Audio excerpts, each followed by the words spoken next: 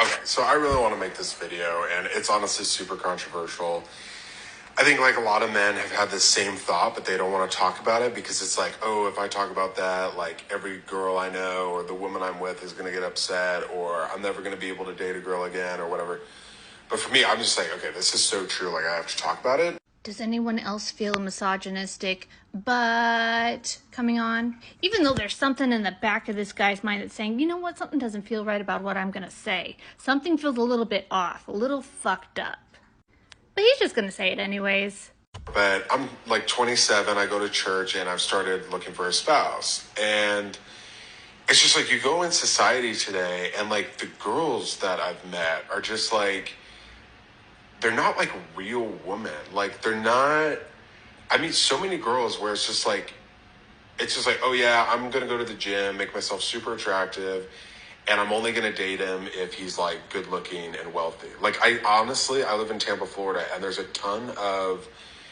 just like this normalized culture here of just like gold diggers. Okay, there's a lot to unpack there. First of all, pick one or the other. Is it a girl or woman? Woman? Pick one. But right there, just referring to women as girls, you give yourself away a little bit. So changes are happening, women, because this guy's noticing it. He says women are just looking for a man who is good looking and wealthy. And what's wrong with wanting a man who has his stuff together financially? We're called gold diggers, ladies, because broke men like this can't get the women he wants. So he needs to shame women who are looking for men who really have their stuff together, who are at the top of the list as people they want to marry the most, instead of this guy. Typical misogynist, when deep down inside he really wants certain women to like him, but he's seeing that women are going for somebody else. So he'll call them all kinds of names and words. You can only imagine what kinds of names and words he'll call you behind closed doors.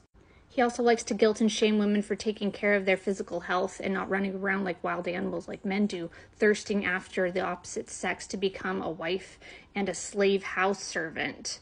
Duh. Of course we're not doing that. They haven't brainwashed us to do the same back, and they're losing their grip on the women around them. The fairy tale, the fantasy that they fed us of romance, to trade in our life to be a house servant, is falling.